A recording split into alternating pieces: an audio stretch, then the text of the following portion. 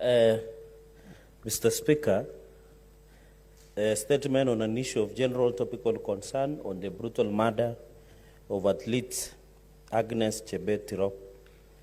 Mr. Speaker, sir, I rise pursuant to Standing Order 47-1 to make a statement on an issue of general topical concern and national importance, namely the brutal murder of athlete Agnes Tirop at her home in Elgeyo, Marakwet County. Agnes Tirop, Mr. Speaker, was born in October 23, 1995 at Kabnyemisa, Lelmokwangechek Ward in Nandi County. Her life was brutally cut short barely a week to her 26th birthday. Mr. Speaker, sir, Ms. Tirop, first test of international success saw her win the World Junior 5,000 meters bronze in 2012 and 2014, as well as the World Junior cross-country silver in 2013. 2 years later, during a rapid ascent, she won the Senior World Cross-Country Championships in China at the age of 19, becoming the second youngest woman to do so after Zola Bud of 1985 to claim gold. Mr. Speaker, sir, it will be remembered that it was only last month that Tirop broke the world women 10-kilometer world record in Germany, a title previously held by Morocco's Azameh Lezanghun since the year 2002. She had also competed for Kenya in the just concluded Tokyo Olympics, placing fourth in the 5,000 meters, trailing Ethiopia's bronze medalist Kudav Sigeye by 0.75 seconds. Mr. Speaker, sir, just 2 weeks ago, the 25-year-old athlete Agnes Tirop returned to the country after participating in the Giants Geneva 10-kilometer race in Germany, where she placed second after the Olympic 10,000 meters silver medalist Kalkidan Kenzangen set the world record. Kenya has lost a young and promising hero who at the age of 25 years had brought so much glory to her country, whose future was set to win gold medals and break more world records, Mr. Speaker. Mr. Speaker, sir, in honor of the slain athlete, I shall continue to pursue the welfare of our sportsmen and women and also the interest of sports managers, such as contracts to coaches, legal framework to facilitate investments, taxation, COVID-19 cushion measures, training care with improved training facilities, and also starting sportsmen and women social welfare. Mr. Speaker, sir, I wish also to call upon Athletics Kenya and the Ministry of Sports to set up a fully functional Department of Guidance and Counseling to ensure that athletes' mental wellness is kept and checked at all times. I wish to condemn this brutal act meted on this young promising athlete with the strongest terms possible and call upon all the relevant authorities to complete the investigation and bring the perpetrators to book as soon as possible and ensure justice has been served to the family of Agnes Tirop. Mr. Speaker, who, by the way, are my neighbors back in Mosoria. On behalf of the great people of Nandi County, the source of champions, and the home of the late Agnes Tirop, on my own behalf, I wish to pass our heartfelt condolences to the family and friends and the all sporting fraternity in Kenya for the loss of this young hero. And we should remember her alongside, Mr. Speaker, with other heroes and heroines of the liberation of this country, even as we celebrate the Mashujaa Day tomorrow. May her soul rest in eternal peace. I thank you, Mr. Speaker. Thank you, Mr. Speaker, for giving me an opportunity to join my colleagues in first in thanking Senator Cherargei for this statement on the brutal murder of Agnes Tirop. Secondly, Mr. Speaker, I want to join those who have sent their condolences to the family of Agnes Tirop because this was a murder that was merciful. Mr. Speaker, it was so sad that at a point when we were supposed to be celebrating Chebet, somebody decides to take her life. Mr. Speaker, this is a girl who is self-made, a girl who was not sponsored to train. She trained by herself. This is a girl who migrated from Nandi County, traveled close to 100 kilometers to Elgeyo Marakwet County to seek residence and train. A very hardworking girl, a very focused girl. As we hear from the parents, Mr. Speaker, this is a girl who had completely transformed the family that she came from. And this is what a good number of athletes do, that they transform their families when they have become professional athletes. It is so sad, and we are sorry to the family. But, Mr. Speaker, you ask yourself, who could have saved this girl? Who could have protected her from her enemy, who was a very close friend? I think, Mr. Speaker, we need to ask the Ministry of Sports to start paying attention to the athletes, because these are young girls and young men who receive a lot of money within a very short time. You run for a minute and you get a Mercedes. You run for 2 minutes and you become a millionaire. Who really trains these youth? Who talks to them so that they know how to handle themselves beyond the money that they receive? I think the ministry must pay attention. Mr. Speaker, if you compare the way Chebet arrived in Kenya with how Chamtai arrived in Uganda, it was a contrast completely. The whole of Uganda knows Chamtai. And I say this, Mr. Speaker, because I went for the prayer breakfast in Uganda. And Chamtai was introduced in the Statehouse to all of us. In fact, the Speaker of Uganda jokingly said, Professor Kamar should not claim this Chamtai because she's not a Kenyan, she's Ugandan. That is how possessive they are of their own athletes. And they love them, they take care of them, they train them. Whatever they give them, and they don't just leave them at that. They monitor to ensure that they're in the right place. Mr. Speaker, I felt so sad because this kind of record breaker should not be in Iten. They should be in police as inspectors of police. They should have been recruited from when they left their Form 4 to join the police force so that they know how to protect themselves. And Senator Murgomen will tell you that they have a huge number in Iten who are in the camp. Why should they be organizing themselves within a camp situation where they end up marrying one another, having conflict that is so local, and killing one another? We need to separate these kids. We need to get them out. The minute we identify they are talented, they should be the property of the nation. And when they become the property of this nation, they should be taken care of by the country. Because the flag they fly the minute they're number one is the Kenyan flag. Why are we leaving them to themselves? Where there's nobody.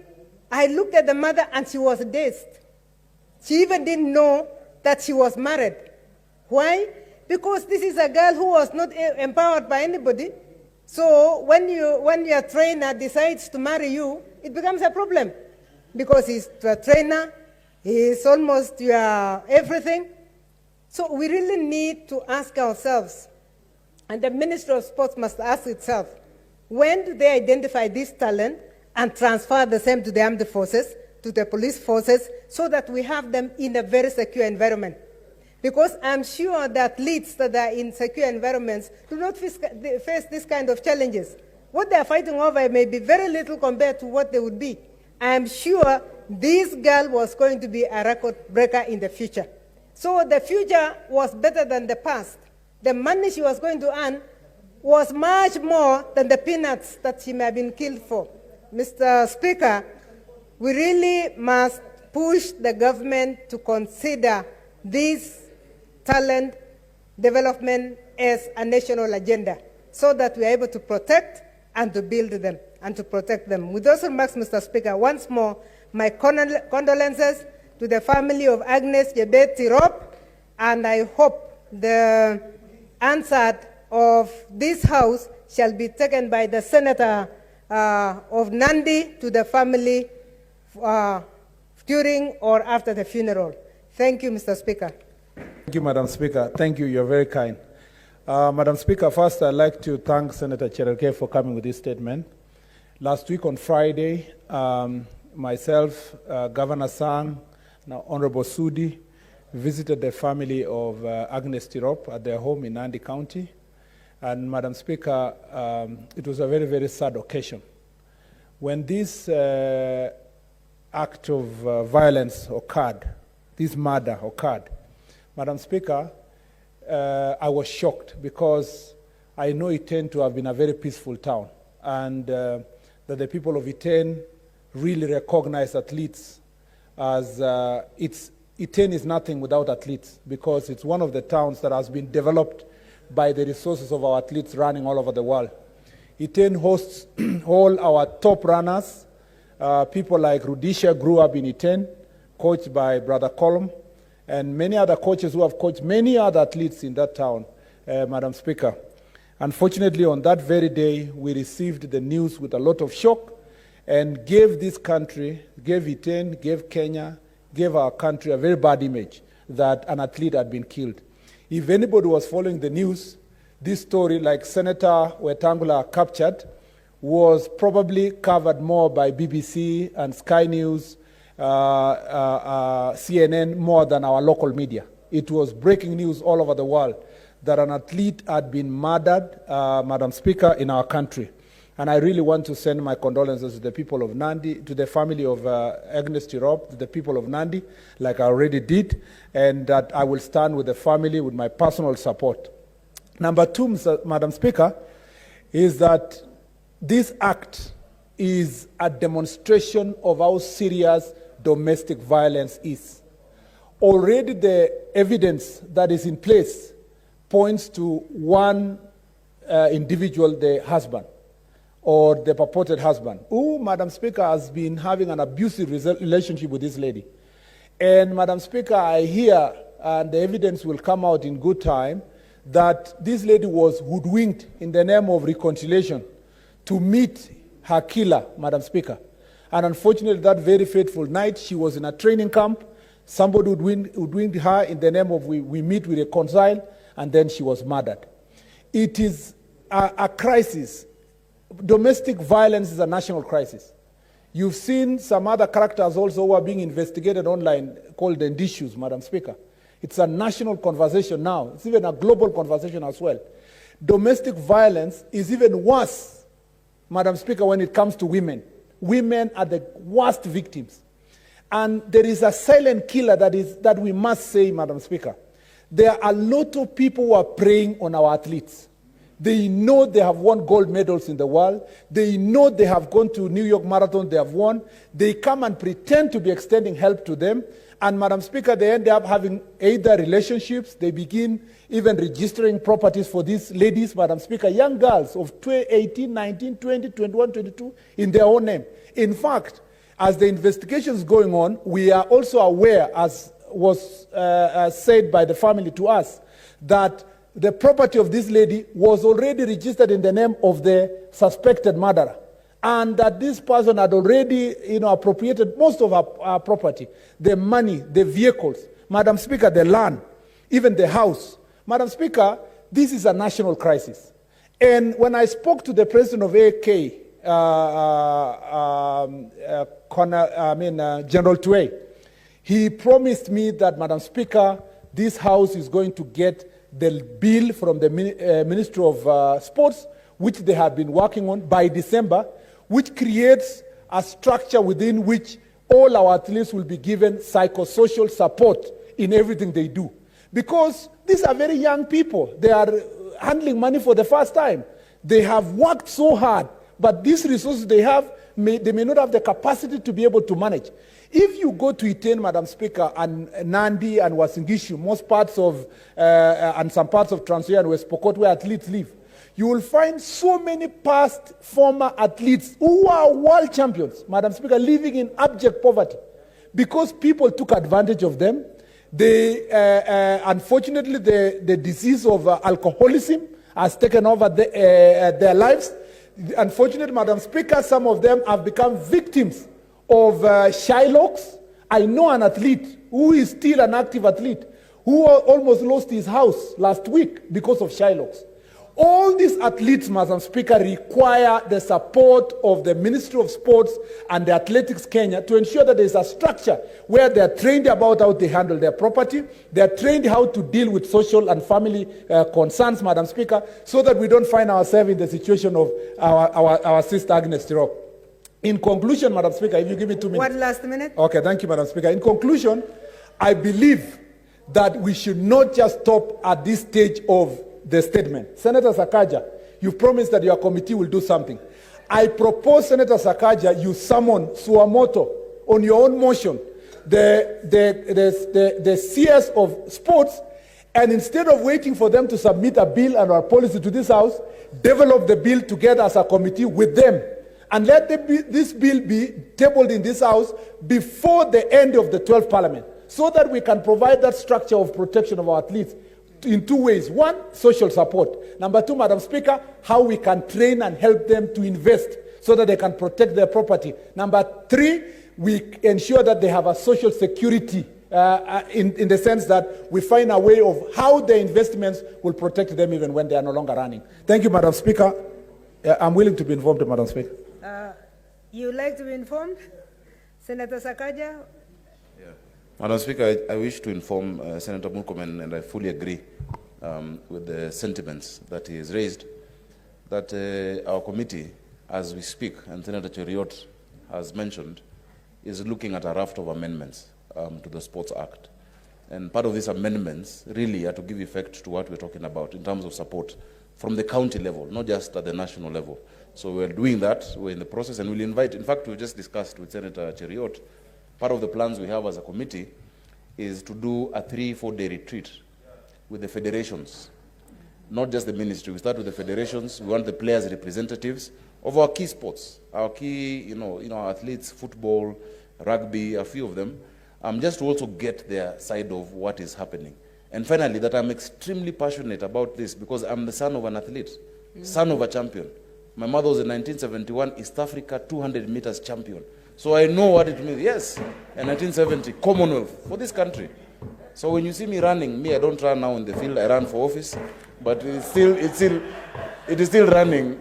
And I'm proud that when I grew up, Madam Speaker, when people had decorations in their houses of flowers, ours were medals, and those medals I still have to date, from the late Emily Ayoti Kubasu Sakaja. Thank you, Madam Speaker. Thank you, Senator. That is very useful information, Madam Speaker. Yes. I just want to add to Senator Sakaja.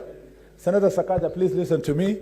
Either yourself or the Roads Committee, you also need to work on the infrastructure for sports. And I'm not talking about stadia. I'm talking about working with the Ministry of Roads to ensure that they are running tracks in Uasin Gishu, to start with Elgeyo, Marakwet, Nandi, along the tarmac roads, Madam Speaker, because the tarmac roads are no longer safe. You remember Geoffrey Kamwaror, he was going to run for New York Marathon and later a world championship. He could not go because he was knocked by a border. Why? Because where they are running is also an highway. But if we can provide a parallel lane with Maram, because tarmac can hurt their feet, with Maram, along all these areas where they're training in Iten, in Eldoret, in Uasin Gishu, and other towns where athletes train, it will be a very good thing, Madam Speaker. Thank you, Senator. That brings us to the end of that. Next order. Sorry, I can see Gerard Case. There was an intervention from Gerard Case. 1 minute. Madam Speaker, I did forget one small detail. One is that any member would want to support the family. Tomorrow we have fundraiser, and the funeral will be on Saturday. So if any member would like to attend or support the family, I would request that you can kindly see me. I thank you, Madam Speaker. Thank